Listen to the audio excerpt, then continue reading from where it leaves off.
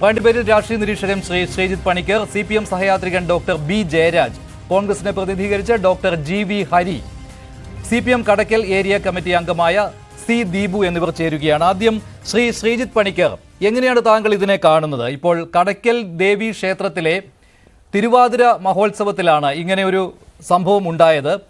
ഇതിൽ ഒരു ഗാനമേളയാണല്ലോ അവിടെ നടന്നത്. അതിനിടെയാണ് ഇങ്ങനെ പാർട്ടി സ്തുതിഗീതങ്ങൾ, അത് ആ പാട്ടിൽ ഉള്ളതാണ്. അതുപോലെ തന്നെ DYFI സിന്ദാബാദ്, ലാൽ സലാം തുടങ്ങിയ പ്രയോഗങ്ങൾ വന്നത് അതും ആ പാട്ടിലുള്ളതാണ്. അതേ സമയത്ത് തന്നെ പുറകിൽ LED സ്ക്രീനിൽ പാർട്ടി പതാക, DYFIയുടെ പതാക, പാർട്ടി ചിഹ്നം ഇതെല്ലാം ഉണ്ടാവുകയും ചെയ്തു.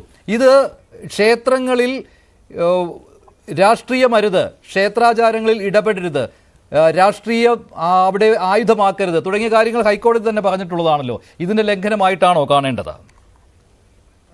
ശ്രീ മഞ്ജുഷ്, അവിടെ പാടിയിരിക്കുന്ന പാട്ടുകൾ മോശമാണെന്നോ അലോഷി മോശം സിംഗറാണെന്നോ ഉള്ള ഒരു അഭിപ്രായമൊന്നും നമുക്ക് ആർക്കും തന്നെ ഇല്ല. മറിച്ച് നമ്മൾ ആദ്യം മുതൽ പറയുന്ന ഒരേ ഒരു അഭിപ്രായം, ക്ഷേത്രങ്ങൾ ഇതിനുള്ള സ്ഥലമല്ല എന്നതാണ്. നമ്മുടെ മലയാളത്തിൽ ഔചിത്യം എന്നൊരു വാക്കുണ്ട്, വലിയ അർത്ഥമുള്ള ഒരു വാക്കാണത്. നമ്മുടെ ചുറ്റും കാണുന്നതാണ് ലോകമെന്ന് മാത്രം ചിന്തിക്കുന്ന കൂപമണ്ഡൂക ചിന്തയുള്ള ആൾക്കാരോട് ഔചിത്യത്തിനെ കുറിച്ച് നമ്മൾ പറഞ്ഞിട്ടോ ക്ലാസ് എടുത്തിട്ടോ യാതൊരു വിധത്തിലുള്ള കാര്യവുമില്ല. അത് വിശാലമായ അർത്ഥത്തിൽ മനസ്സിലാക്കേണ്ടതാണ്. എന്ത് സാഹചര്യത്തിലാണ് ഉചിതം എന്നും എന്ത് സാഹചര്യത്തിലാണ് അനുചിതം എന്നും മനസ്സിലാക്കുന്നതിനാണ് ഏറ്റവും പ്രധാനമായിട്ട് അല്ലെങ്കിൽ ഏറ്റവും മിനിമലായിട്ട് നമ്മൾ ഈ ഔചിത്യം എന്ന വാക്ക് കൊണ്ട് ഉദ്ദേശിക്കുന്നത്. അപ്പോൾ ഒരു ക്ഷേത്രവുമായി ബന്ധപ്പെട്ട് എന്തിനാണ് പ്രാധാന്യം നൽകേണ്ടത്, എന്ത് തരത്തിലുള്ള പരിപാടികളാണ് അവിടെ വേണ്ടത്, ഇതൊക്കെ തന്നെ കുറച്ചുകൂടി വൈകാരികതയോടുകൂടി മനസ്സിലാക്കാനുള്ള ഒരു ഹൃദയ വിശാലത ആൾക്കാർക്ക് ഉണ്ടാവുക എന്നുള്ളത് പ്രധാനമാണ്. വിപ്ലവഗാനങ്ങളുടെ ആരാധകരാണ് നമ്മളെല്ലാവരും. അതിന് പ്രത്യേകിച്ച് ഏതെങ്കിലും ഒരു പാർട്ടിയോട് ആഭിമുഖ്യം ഉണ്ടെങ്കിൽ മാത്രമേ നമുക്ക് വിപ്ലവഗാനങ്ങൾ ഇഷ്ടപ്പെടുന്ന ഒരു മനസ്ഥിതി ഉണ്ടാകൂ എന്നൊന്നുമില്ല. പക്ഷേ വിപ്ലവഗാനങ്ങൾ പാടേണ്ടത് അമ്പലത്തിലല്ല, അമ്പലത്തിൽ ഒരു പരിപാടി നടക്കുന്ന സമയത്തല്ല, തിരുവാതിരയുമായി ബന്ധപ്പെട്ട ഒരു മഹോത്സവം നടക്കുന്ന സമയത്തല്ല തീർച്ചയായിട്ടും ഇത്തരത്തിലുള്ള വിപ്ലവഗാനങ്ങൾ പാടുന്നത്. അത് പാടുന്നതിന് അതിൻ്റെതായിട്ടുള്ള വേദികൾ ഉണ്ടാകണം, സ്വതന്ത്ര വേദികൾ ഉണ്ടാകാം, പാർട്ടി പരിപാടി നടക്കുന്ന സ്ഥലമുണ്ടാകാം. ഇപ്പോൾ CPMന്റെ പല സമ്മേളനങ്ങൾ, സംസ്ഥാന സമ്മേളനമൊക്കെ നടന്നു. ഇങ്ങനെയുള്ള വേദികളിലൊക്കെ തന്നെ അത് പാടാം.